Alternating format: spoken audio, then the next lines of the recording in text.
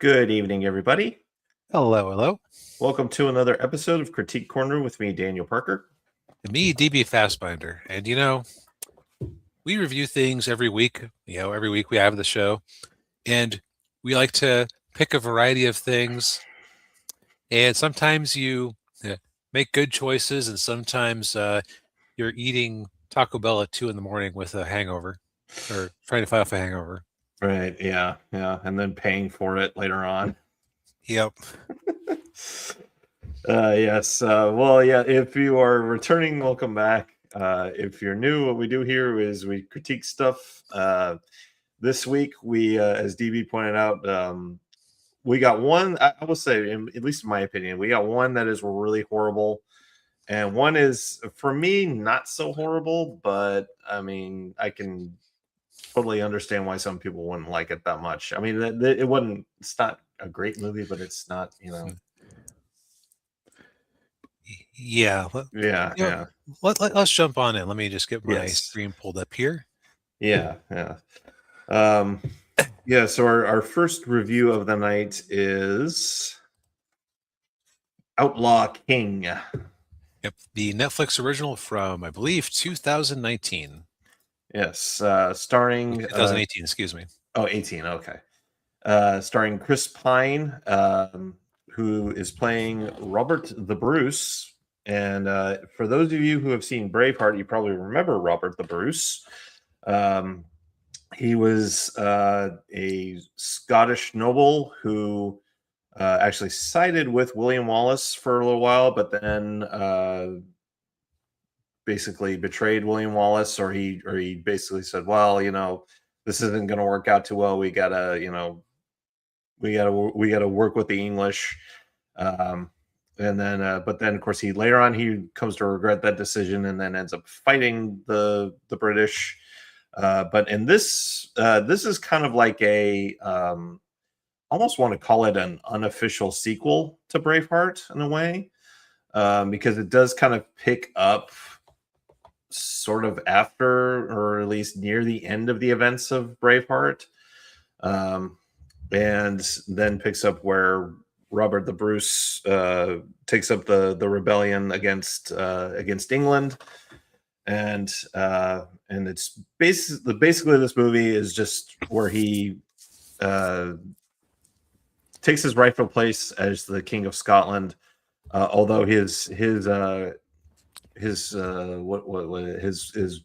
rule is not recognized by the English, and so he effectively becomes an outlaw king, and he and all of his fellow nobles and followers basically go on the run, and that's the crux of the movie, and then him having to fight back against fighting the British. Mm-hmm. Yeah. Hey, Arcos, good to see you. Said hopefully not recently, given the recall surrounding Taco Bell. Yeah. Well, okay, so I would say that there are very few movies that would qualify for like recent Taco Bell issues. Yeah. The lack of quality for one of the movies is more like normal baseline Taco Bell. Yeah. So there are a couple of things I kept thinking when I was watching this. The first was it kind of reminded me almost of the style of a biopic, like just about instead of being the rise and fall and rise again of a musician, rise and fall and rise again of a king. Yeah. Very similar. Yeah. I'll admit that this is a period of history I'm not super dialed into. I've heard of this incident, but I'm embarrassed to say I've never actually seen Braveheart, so I don't even have the fantastical version of events from there as a baseline. Yeah. Yes. Well, I will say this movie is more accurate with the battle scenes. In this movie, the Scots are actually wearing armor and helmets and chainmail and greaves. They're not wearing kilts. Right, and that is one thing I have to give this movie is that it has gone so far out of its way to be extremely realistic and true to the period, Yeah. as far as I can tell. Like, if you told me that, oh well, the type of sword that they were using in this scene wasn't invented until 1403, I was like, okay, you got me. Yeah. Like, I don't know what the Shadowversity review of this thing would be. Yeah, I don't either. Although there's another channel called History Buffs. I think he did a video talking about it, and he did say it is pretty historically accurate. So. Yeah, I got that impression because the movie is it is very interested in being authentic. Like, just from, I don't usually talk about the lighting because I'm usually more of a story and dialogue kind of guy. Yeah. From what I care about, but I noticed that they tried to make it so that the light appeared to be diegetic in all the scenes. Yeah. Like, if there was a fireplace nearby, they lit it such that it looked like the light was coming from the fireplace. If it was if they were in a hallway that only had windows to the outside, then the light would only be coming through the window. Yeah. So the costuming looked very authentic. The only complaint I saw when I did my deep dive, or Wikipedia dive, I should say, was that somebody was complaining that the yellow that was used in the Scottish flag at the time was a common dye in clothes among the elite who could afford it, but it's never portrayed in Scottish clothes of the period. Yeah. And like that is some nitpickery right there, worthy of a Wikipedia editor. Yeah. Yeah. Like, everything looked plausible. If it wasn't accurate, it was at least in the right general area. Yeah. Although I will say, like, I guess some of my complaints would be like, it does feel a little slow in places, and then they focus hyper focus on one thing and then just kind of glaze over a lot of other things. So there is a romance subplot in this movie with between Robert the Bruce and then what was her name? Elizabeth. Elizabeth, yeah, who's played by Florence Pugh. Who's And now Yelena. yes, Yelena in the MCU. She's like the goddaughter of the king. So it's basically they get into this arranged marriage, and of course at first they're just kind of like very awkward around each other, but then they eventually warm up to each other. Right, he's literally twice her age. Yeah. And of course he has a daughter from his first marriage. His wife died giving birth to her, and so you have that whole dynamic going on there. But yeah, then so there you kind of have that going on there, and of course, like, where he's, when he's off on the run, they get separated, and then she ends up getting captured by the British, and so and his daughter as well, and so you're right. That's kind of our human interest in the movie, right? Yeah. But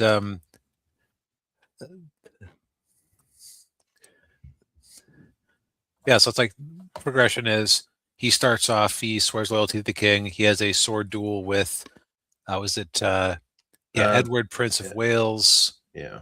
Who was his childhood friend, and it's the two king, or Robert the Bruce's dad had actually been friends with the current king of England during the Crusades. Yeah. And and the way they portray it is that Robert is just better than him. Mm-hmm. I actually kind of feel bad saying this, but I felt sorry for the spoiled king. I did the prince. Yeah. The spoiled prince, just because he's portrayed in such a pathetic way. Yeah. Not nearly as pathetic as how he's portrayed in Braveheart, though. I will say that. Yeah, like I know that he wasn't necessarily the best king. He was eventually taken out by his own nobles, Yeah. but it kind of okay. This is going to be a very lowbrow example here. It kind of reminds me of the portrayal of Prince John in the Disney Robin Hood movie, without the moments of grandeur and dignity. Yeah. Yeah. Like if he was always in "mommy" mode, Yeah. or screaming out in anger. Like guy just has no emotional control. No, no, he doesn't. Yeah. And a inferiority complex, a county-wide. Oh, yeah. Yeah. Yeah. Especially when he was around his father. Yeah. He's just like, So I'll say that I was very disinterested in this movie because I just didn't find anything like it was broadly interesting just because it was a period of history I don't know that much about. yeah. And there were a couple moments of levity here and there, Yeah. but I just didn't find myself caring especially much about what was going on. Mm. Um, it is there's not a lot of characterful warmth or anything in this, or there's not a lot of charm. Charm is the missing Uh-huh. element through most of this movie. Yeah. Yeah. Well, it's a hard thing to have given the subject matter and the time period of that it's taken place in, I guess. Yeah, I don't. I feel like Chris Pine could have done some more early on. Like, just not a lot of. There wasn't a there the type of thing I'm looking for. Yeah. Yeah. Like, it's fine. It's I would almost say that if this sounds like something that isn't entirely up your alley, fast forward until like the last half hour of the movie, Yeah. because that fight scene is brutal. Yeah, it is. Yeah. And I am impressed by the technical aspects of this movie because they are so good at disemboweling people. Yeah. Yeah. Oof. And yeah, Arco says, so like many modern writers in regards to characterization, a place for writers to get paid therapy sessions for their parental issues. Yeah. Kinda, yeah. That is Yeah. kind of how they portray Edward Prince of Wales Yeah. in this one. Oh yeah. Yeah. Yeah, but it's a Netflix movie, you know. Yeah, Netflix movie, which means that um, the colors are going to be washed out and dull. You do have a rather blatant sex scene between Pine and Pugh. Yeah, yeah, So, yeah, it yeah. loses. Well, I guess with all the gore, you weren't going to be showing this to a high school history class anyway. Oh, that's true. Yeah, yeah. And you do have frontal nudity with Pine. Yeah, look, at least it's not like that one romance movie we reviewed a couple years back Oh, with Sydney Sweeney. with Sydney Sweeney, where it's like, Yeah, why do I have to see the tackle of the romantic lead and one of the other guys, and we never got to see the Sweeneys. yeah, yeah, Hmm. yeah, yeah, yeah, Where's the fairness? yeah, yeah. That's not fair. No, no, not fair at all. So this one at least has balance. Yes. Um, Anyhow, like it works fine as a period piece. Again, I didn't find myself gelling with the characters very much. Mm. Yeah, yeah. I understand. Yeah. But I've they won they won an award somewhere for their technical excellence. It wasn't an Oscar, but it was some like lesser award, and Yeah. I will totally give it to them because the effort is way on display in this movie. So Oh yes, definitely. Yeah. Yes, this thing especially was with that. made for 120 million. Wow. That had to have been had to have been the costumes and Right, the sets, the sets and yeah, and that last battle scene too. Yeah. right, the cast of thousands in the actual costumes with all the horses falling over in a way that they weren't actually just being horribly killed. Yeah. Yeah. I did keep wondering, okay, is that horse falling into the bog CGI? Probably. Yeah. I would think so. I would hope so. Yeah. That's not good for the horse. Also, okay, so I'm going to say something kind of strange. I'm starting to fall out of love with Chris Pine as an actor. Mm. There's something so hollow about his eyes in a lot of the time, but it could also just be that he was trying to play it very serious when I think he's at his best when he's trying to be like sort of jokey charm, like when he was Captain Kirk. Yeah. Yeah. Or the Dungeons and Dragons movie. Yeah. Yeah, like, but like this one just kept giving me Henry Cavill flashbacks. And my Henry Cavill flashback or opinion is usually he's a cool guy and I like him, but why don't I ever like his movies? Yeah. Yeah. Yeah. It's unfortunate. Yeah. Yes, and Arcos, yes, so good at disemboweling people, not as good. Not so Yeah, good at what? not as good as Taco Bell as it is. Yeah. Yes. Well, I think it's time to keep this review short. Yes. Speaking of short reviews, Yes. Martin Short. Marty, life is short. Yeah.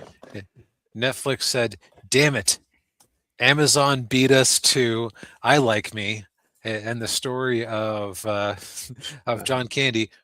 What other Canadian comedian can we tell the life story of? Yes. Oh, Martin Short. Yes. So I watched this a couple of weeks ago. Yes, it is the documentary about the life of Martin Short, who from his humble beginnings in suburban Toronto to today, where he's of course one of the stars on a very popular streaming series, Only Murders in the Building. The documentary was actually directed by Lawrence Kasdan, who, if for those of you who don't know, he was one of the writers on the Indiana Jones movies. He wrote Empire Strikes Back and Return of the Jedi. He also directed a few movies, his big one was The Big Chill, which was kind of one of these comedy, movies type things. I can't think of the right way to describe it, but it doesn't matter. And of course, you find out that the reason that Lawrence Kasdan directed it was because he was actually a producer on one of Martin Short's movies in the 80s that flopped. That's a kind of an unfortunate thing with Martin Short is that many of the movies that he was in didn't actually perform very well box office wise. Even though he made an some excellent good, supporting player, in my opinion, but like he isn't really leading man material in most situations. That's true. Yeah. They his first movie was Three Amigos, and as beloved as that movie is today, it actually was a box office bomb when it came out. Really? Yeah.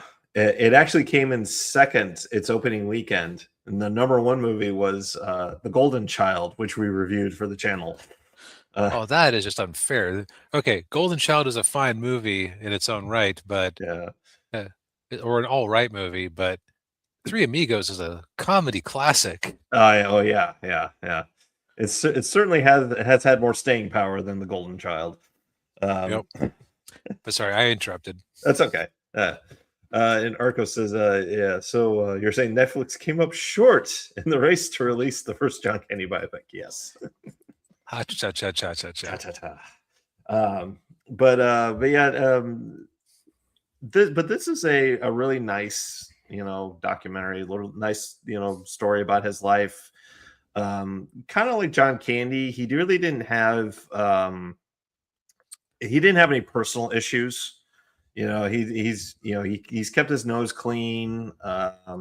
He's not an egomaniacal guy that everybody hates, and none of that stuff. But quite the opposite. In fact, he has like so many of these Hollywood people are his very good friends. I mean, like Steve Martin, obviously, is they were Three Amigos, and then Father of the Bride, which we did, and then and Only Murders in the Building, but also like Tom Hanks, Steven Spielberg.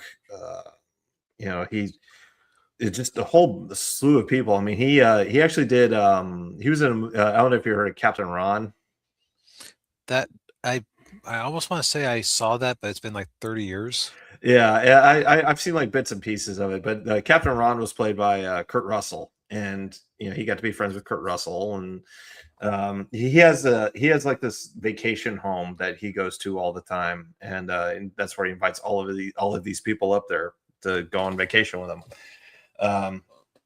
And I don't think it was based on a SNL sketch, Arcos. I think it's actually a spoof of Magnificent Seven. Was Three Amigos, but yeah, I will say he's a very good natured guy. He's just very he despite everything but I will say, like, he has gone through a lot of tragedies in his life. So he's the youngest of five children. He was a classic oops baby. Like his next closest sibling is 5 years older than him. He's Irish Catholic family. Gotcha. Yeah. His actually, one of the things I didn't know was that his brother Michael is a comedy writer. He's worked on a lot of shows throughout the decades. And I think he's like won Emmys and stuff. So he's very successful. His brother is very successful too. And but his oldest brother, I believe his name was David. When Martin was 12, his oldest brother died in a car wreck. And then when he was 18, his mother passed away, and then his father passed away 2 years later. And so, but despite all of that, he was still, still going through life, and still being very optimistic about everything. And even when his career wasn't going very well, he still had he had people around him, I think, who loved him and cared about him very deeply, including, like, one of them was his wife Nancy, who I mean, you see, like, they show a lot of home videos of them, and I think everybody who is either married, or, like, if you want to be married someday, that's kind of their marriage is the kind of marriage you would want to have. Just Right. they were soulmates. I mean, if you believe in that kind of thing. But and again, going with tragedy, sadly his wife did pass away in like the late 2000s, early 2010s. And that affected him very hard, but again, he kept going, and sadly, most recently, his daughter passed away too. Yeah, it's just, yeah, but yeah, I mean, he's still, he's still loving life. He's still, going, being of good cheer, I guess, is the expression. And of course, he's still doing Only Murders in the Building. They showed some behind the scenes stuff there. They had this funny bit where he's sitting in the car, kind of rehearsing his lines. And I remember the episode. It's where he and Steve Martin are in the restaurant, and they're talking to each other, but they have these menus over there, just covering their faces, and they only see their eyes. And Martin Short says, "Yes, and we can schedule our colonoscopies together." And he's rehearsing that line in the car, and then he looks at the camera. Oh, hi. The other, just real quick. The other thing too is he was talking about all those different characters that he played, where they came from, and there was one character from SNL that he did, Mr. Thorne or Thorpe. And it's this guy who's, he's got the cigarette and the ashes about like an inch long on there. He's just like, and they're interviewing about something. He gets interviewed and he's very defensive. He's like, "Of course I know that. You don't think I know that?" he based the character on the makeup artist on SNL. And she had no idea that he based the character on her until his last day that he was leaving. Like, well, he based that character. And I'm like, well, of course I know that. You don't think I know that? Wasn't he also Jiminy Glick? Yep. Okay. And, they talked about the idea that they got for Jiminy Glick was he was in a movie with Danny Glover. And there was a scene where his character gets stung by a bee and he has an allergic reaction. He starts like puffing up. Okay. And his wife saw that and said, "I couldn't see you in that." And then that's where he got the idea to have this big fat guy. And then celebrity interview, Jiminy Glick. I just had a weird connection that might not actually be anything. Do you think he's supposed to be based on what's his name over at Film Threat? Chris Gore. Oh, Chris Gore. I don't think so. He's much more flamboyant, but like he kind of had the same hair as I recall. Yeah, that same gray. I'm trying to think of I think he's like a composite of a lot of different like interviewers, like oh god, what was his name? Merv Griffin and okay. Yeah, like Joan Rivers and Larry King and right, because it always seemed like my understanding is that Chris Gore was always like a C-rate kind of in that area, like a function, but not like a major player. Yeah. He's Film Threat was they were mainly focused on indie films. Yeah, so he wasn't really Anyway, but yeah, it just popped into my head that there's a very similar look there. Yeah, there is. Yeah. So it sounds like it's not going to be as much of a tearjerker as I Like Me. No, just because while there's tragedy, Short is still with us. Yes. Yeah, and sounds like he's not going anywhere anytime soon, though. But yeah, it's like our previous review. This is currently on Netflix. Although it was just real quick, there's a funny end credit scene where he's doing Jiminy Glick, and Lawrence Kasdan's talking to him and says, "So you've interviewed a lot of celebrities in your time, and you've never interviewed Martin Short." No, I've never interviewed Martin Short. I don't like them. I don't think he's very funny. He's not very talented. Well, we're making a documentary about him. Everybody's getting documentaries made about him.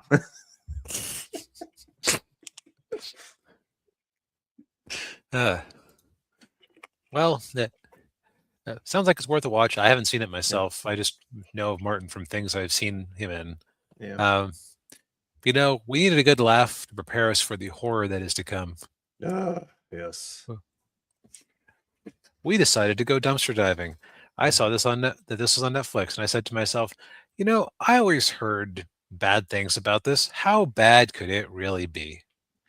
Well, 47 Ronin, starring Keanu Reeves, is bad. Yes. Review over. Yes, see you next week, folks. Yeah. Okay, but no, let's. I guess we should talk about why it's bad. Yes. First off, I did learn something interesting. I hadn't realized that this was based on a real historical event, and it is kind of funny that both of our films that we watched together were both based on not sword and sandals, but like medieval sword stories. Yeah, or I should feudal. say feudal sword stories, because this was 1700, which was still the feudal era in Japan. Right. Yeah. Uh, yes. It's yeah. So I'm from kind of familiar with the original story of the 47 Ronin, but I'm no expert on it. I'm no expert on feudal Japan either. I've been meaning to delve into it, but it kind of gets a little. It can sometimes get kind of confusing trying to keep up with all the different daimios and different factions and regions in the area. Yeah. Right.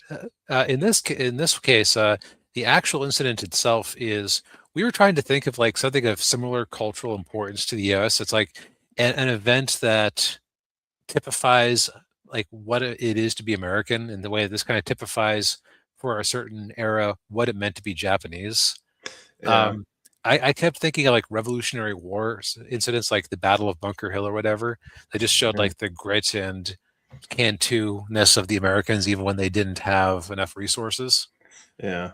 Um, in this case, it's called the Akko incident, Mm. and or the Akko vendetta, where the broad strokes of it is that a daimyo named Asano Naganori uh, attacked a powerful court official named Kira, and uh, the samurai who were loyal to Lord Asano were stripped of their samurai rank and turned into Ronin, which means lordless. Yeah. And roughly 2 years later, they all got, these 47 of them all got together and launched an attack to take out Kira in in an act of revenge and loyalty to their lord, even though they Yeah. were Ronin. Yeah. Now, normally they would have just been put to death as criminals without honor, which, big deal in those days. Yeah. And but they were permitted to commit seppuku instead, which, self-ending, Mm. so that they could still have their honor, because the people were so with them because of the cowardly way that the Lord had been taken out. Because in this version, at least, it was because uh, Lord Asano was tricked into thinking that his daughter was being Uh, violently loved by Kira, yeah. and so he barges into his room, attacks, and of course he's attacking a court official. In like, he can't just say, "But I saw a vision that you were Yeah. attacking my daughter." That isn't a defense in any court, really. No. No. Even though this movie takes place in a universe where there are witches and monsters Yeah, and beasts and yeah. yeah. So this movie has taken a key event in Japanese cultural history, and there's a lot you could do with that. I Mm. honestly don't know that it would necessarily justify a whole movie, and depending on how you wanted to tell it. But it seems to me that you, at the very least, could get like an hour-long TV special out of it, or you could turn it into like a season of anime if you wanted to develop more of the Ronin. Right. Yeah. Yeah, and Arco says, "Yeah, this movie is as bad as as Reeves is a good person." Yeah, that's true. Yeah, Keanu's too good for this movie. Yes, he doesn't do his best work here, but also it's like, what does he have to work with? He can, Um, yeah, yeah. yeah. So there are a couple of positives I can say about this thing. By the way, we just gave away the outlines of the plot, Yeah, but it's historical fiction, so yeah, um, it is what it is. The- but the way that they decided to fill more time in this thing was, it's like somebody was embarrassed about the fact that Keanu Reeves is only half Japanese. yeah. And so they made him in universe a half breed, Hmm. the father of, what was it, a Japanese peasant, and the son of a Japanese peasant and an English sailor, Right. Yeah. um, who was raised by the Tengu with amazing sword skills. Yes. Yeah. And He is disgraced. Like he is in the service of Lord Asano, but well, actually no, he isn't because he's a Ronin. That's right. He just takes the place of one of his samurai during an exhibition fight. Yeah, because the one samurai gets bewitched by the witch and couldn't participate.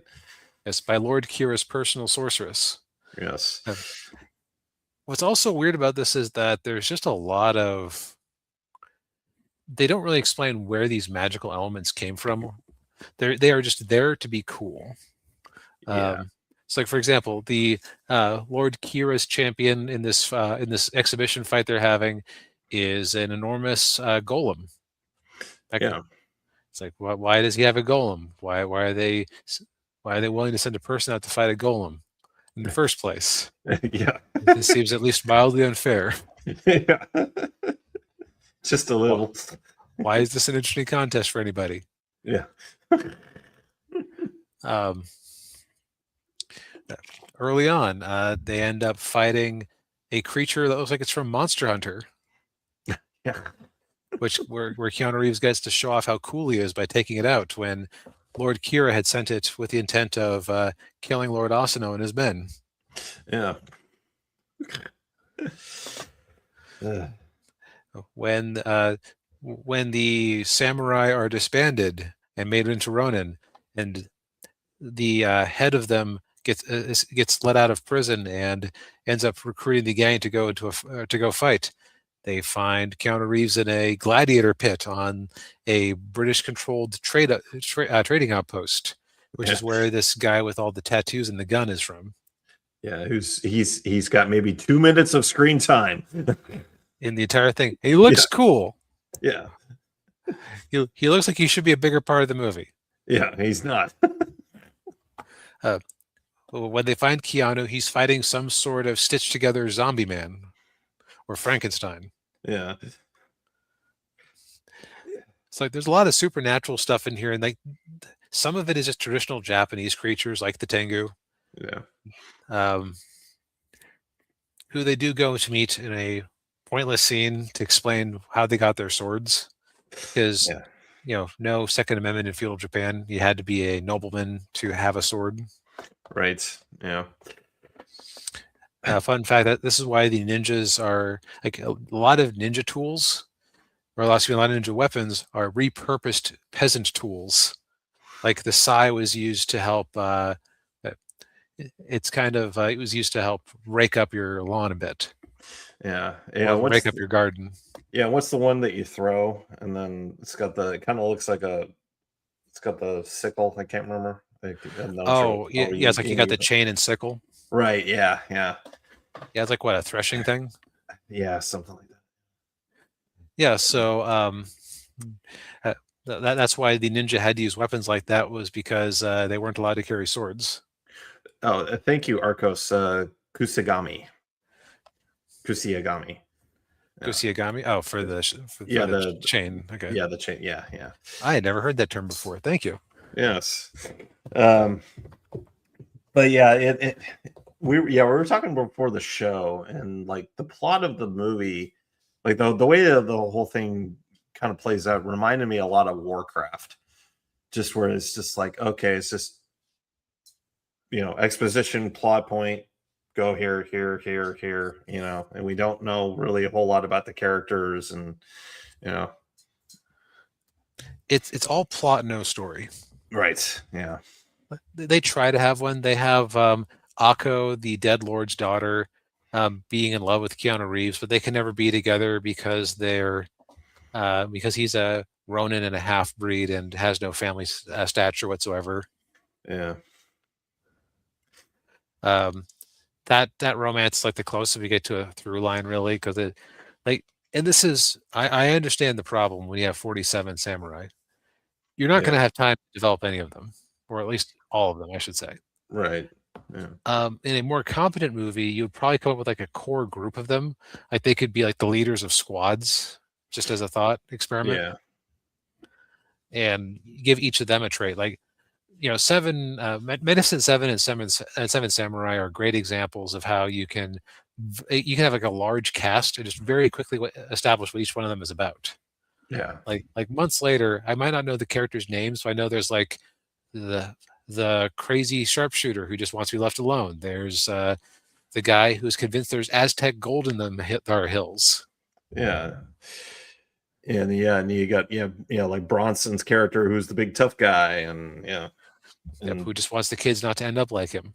and then the one guy, the one guy who's got severe PTSD. Yeah.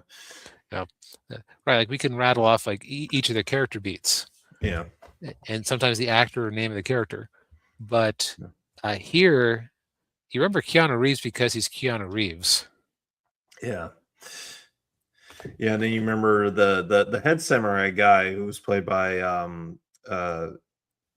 Hiroyuki Sanada, who he's kind of like Ken Watanabe. If you need a middle-aged Japanese actor for your Hollywood movie, you're calling him or you're calling Ken Watanabe.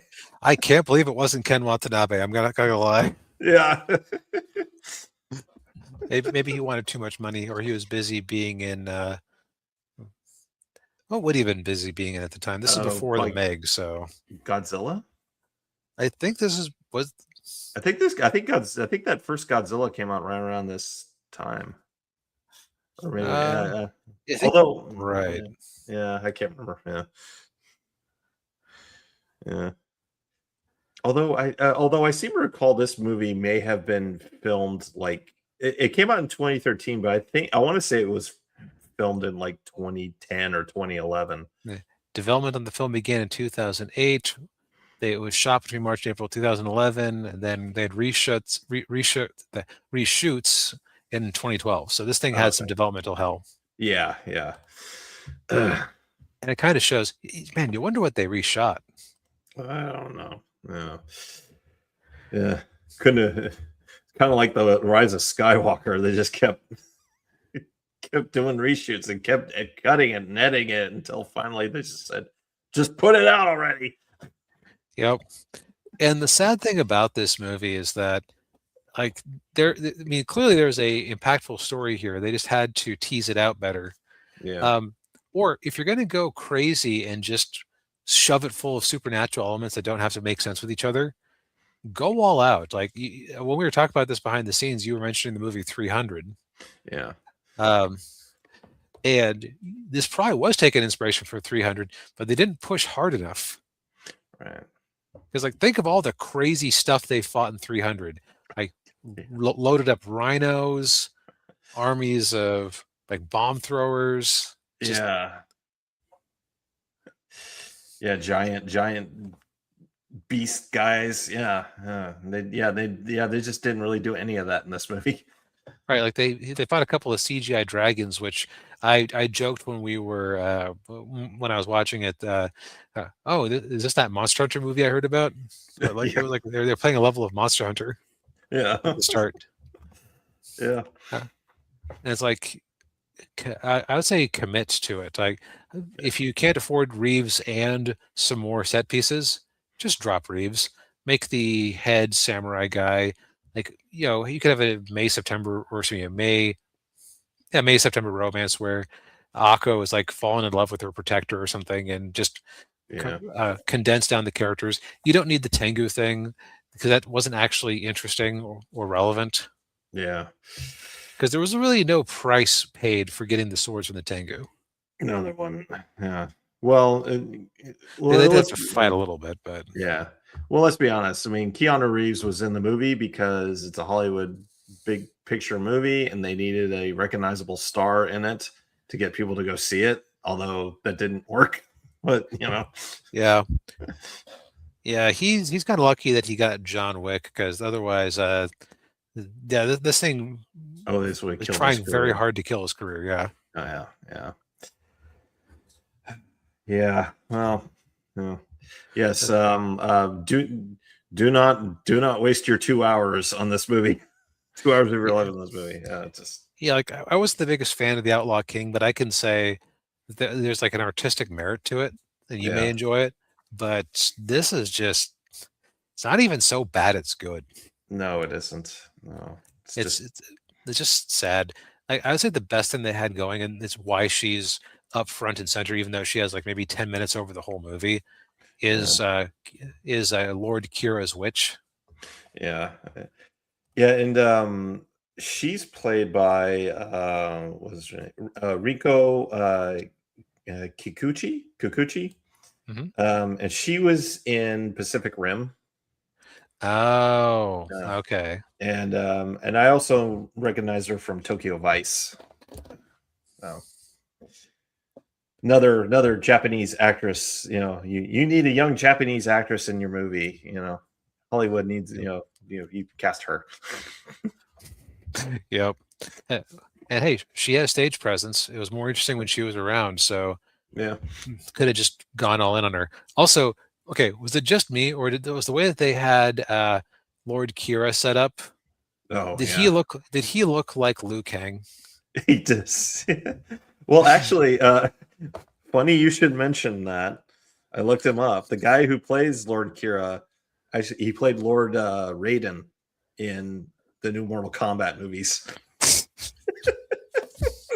So close. Yeah, you're close. Yeah. Yeah. But if you do feel the need to waste 2 hours of your life, this movie is on Netflix. Yeah. But remember, life is too short, so watch Martin Short instead. Yes, indeed. Well, I think we've said all we need to say for tonight. And probably more than that. Yeah. Well, thank you everybody for tuning in. We appreciate it as always. Hit the like button, subscribe to the channel if you haven't already. Ring the bell, buy some books, and we'll see you next week. Bye, everybody. Good night.